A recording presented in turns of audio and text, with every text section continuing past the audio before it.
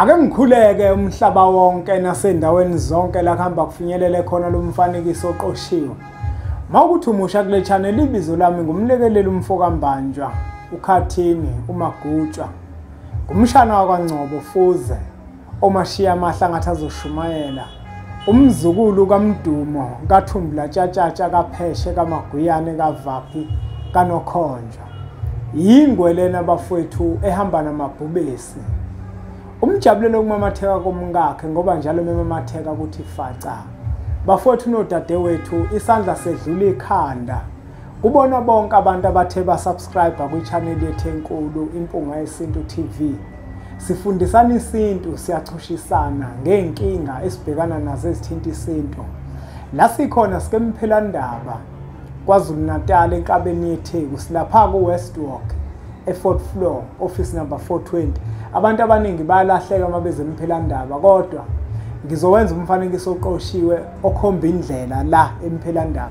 Ngizongena la ngaphandle kuwe-street, nginenzele ividiyo, ngingena ngaphakathi, ngigibele inqola le-lift, ngize ngizokwehlika phezulu. Nangale futhi ku-Smith Street uma uqhamuka ngakhona, ukuze indlela ukwazi ukuthi ungaduki uma uze emphelandaba, ngoba sinembiza lemphelandaba ezifo zonke, usiza impilo, imbizo yokuchatha amadoda, iyogathi amadoda, isigezo segazi. Indlela yesintu le bafowethu i-750, ngeke futhi sehlika. 750 indlela yesintu, 850 uma kuwukuthi ufuna sikuposele yona. Uyazi bafowethu, namhlanje ngifuna ukuzokhuluma ngento ebucayi kakhulu. Mina ngumuntu ohlala nabantu, amukela inkinga zabantu. Yabona bafowethu, njengoba sabazali, asiba abazali abaneqiniso, singaba abazali abangenalo iqiniso. Abazali abaningi abanalo iqiniso ezinganeni zabo. Yebo balenza iqiniso lokuthi bazikhulelwe izingane zabo bangazikhiphi kuze kufike isikhathi sokuthi ingane umuntu ayibelethe. Iqiniso lelo elikhulu kakhulu owalenza umzali. Kodwa yabona ingane makuzoba khona into eyiqiniso ozoyifihlela yona, awusalenzanga iqiniso. Kunabazali izingane zabo abazibukayo zibhuqabhuqa usizi, abafuni kodwa ukuzitshela iqiniso. Ubekezela umzali, uyayibuka ingane yakhe iyasokola, uyayibuka ingane yakhe iyafeyila esikoleni, uyayibuka ingane yakhe ihamba ama-interview ayiphumeleli. Uyalazi kodwa neqiniso lenza ukuthi ingane ibambeke, kodwa uthulile ngalelo qiniso. Asingayenzi leyo nto bazali. Abazali abaningi bayahlala phezu kweqiniso, bangazitsheli ingane, bese ingane iyabambeka, ihambe inyanga, ingane igqunywe, igezwe, izigcine isidlwengulwa ingane.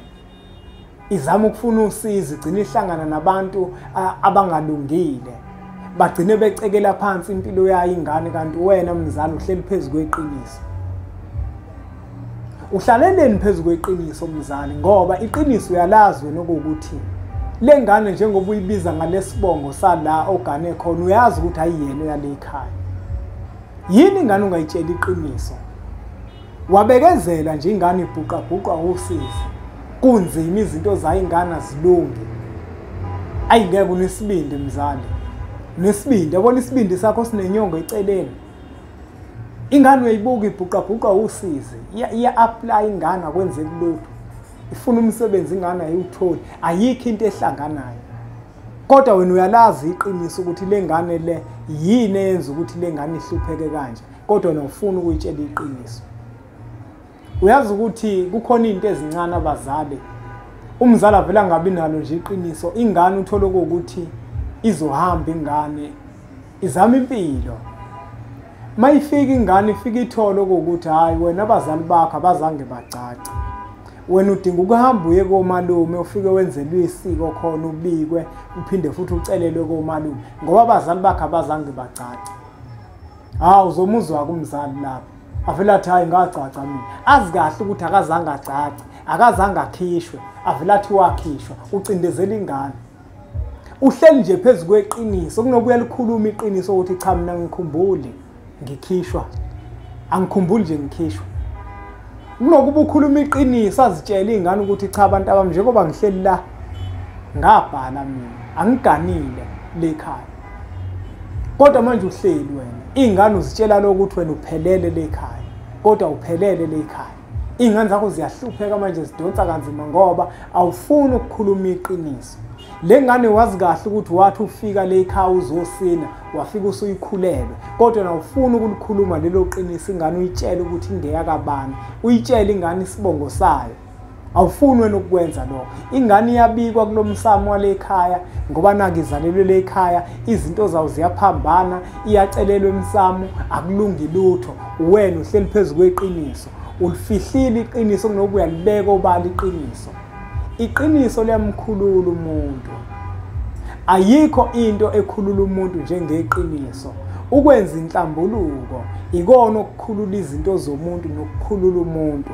ukuhlala phezulu kweqiniso uyifihlele ingane ukuthi ingeya kabani ngeke kwayisiza lokho ngoba manje kunabazali abanesibindi khona omunye okwafika la imphelandaba wathi udaba lwakhe kuzofuna ke ngikhulume ngalo yebo bafowethu abazali banesibindi lo mama lo kwenzeka inkinga izingane zakhe zenza ucansi uma izingane zakhe zenza ucansi entombazana yabisimitha yabisithola umntwana wakubamba yena lokho kodwa leyo nto wahlala phezulu kwayo wangawutshela umndeni ukuthi kufuna kwenzeke njani uyacabanga ukuthi izingane zakho zenza ucansi bese kuvela ingane bese leyo nto siyayigqiba lo mfana wale ekhaya kuyena owenza amanyala lento sesiyayifihla intombazane lena siyivala umlomo ithi ubaba wengane ayimazi kanjani ubaba wengane ngoba ubaba wengane ukhona le ekhaya umama nawe uyalazi iqiniso akafuni ukuthi lento ikhulunywe ubona yena ukuthi kuzoba yihlazo ukuthi izingane zakhe zilala nezombili egcekeni kwaze kwavela umntwana leyo nto mawubheka ngeke nidala inkinga kusasa sihlalelani phezulu kweqiniso kunokuba iqiniso siyalikhuluma ngoba masihlala phezulu kweqiniso lezi zinto lezi ukuhamba kwesikhathi kusasa zihlupha izingane uthola ukuthi azinacala zihlupha izingane ezingazi nokuthi leyo nto zoyilungisa kanjani webafowethu ayikho into ebaluleke njengenhlambuluko inhlambuluko iyona elimaza imizi eminingi ngoba imizi eminingi makufanele yenze inhlambuluko iyehluleka ukuyenza inhlambuluko ngeqiniso kodwa mayiyenza inhlambuluko iyakhohlisana uyabona uma ufunda le ncwadi le indlela yesintu kubhaliwe la ngenhlambuluko le ncwadi ingakibiza abafowethu ngoba akuyona inganekwane lebhalwe la asibhali inganekwane kodwa into esiyibhalayo sibhala into esiza umuntu sinikeza izixazululo ezinkingeni abantu ababhekana nazo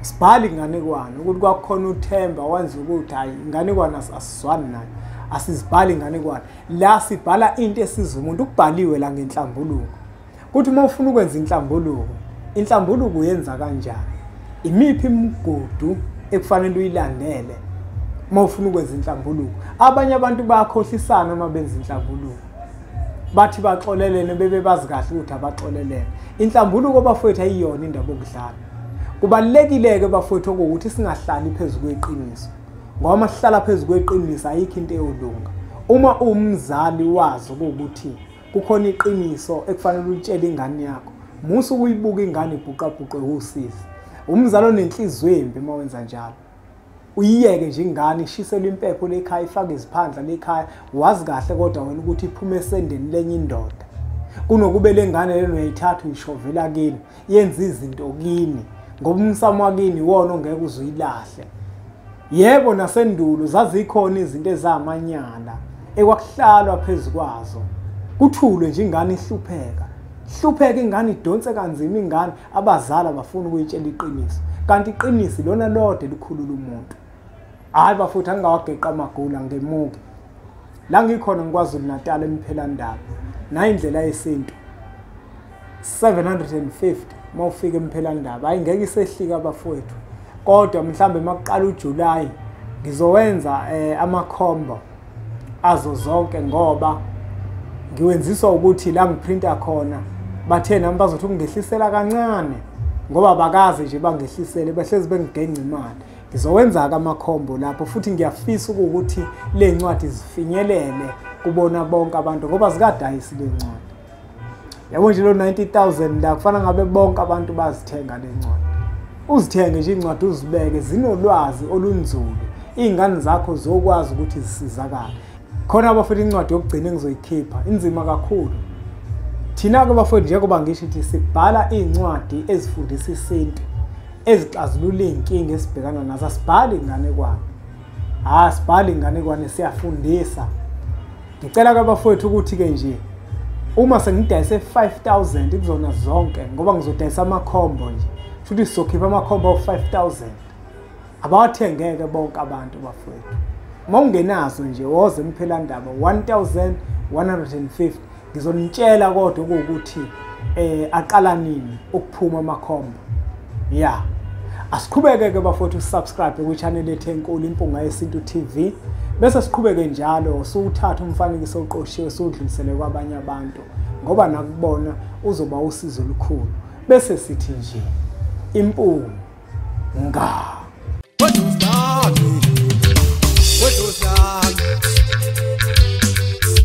Hayi wethongo lami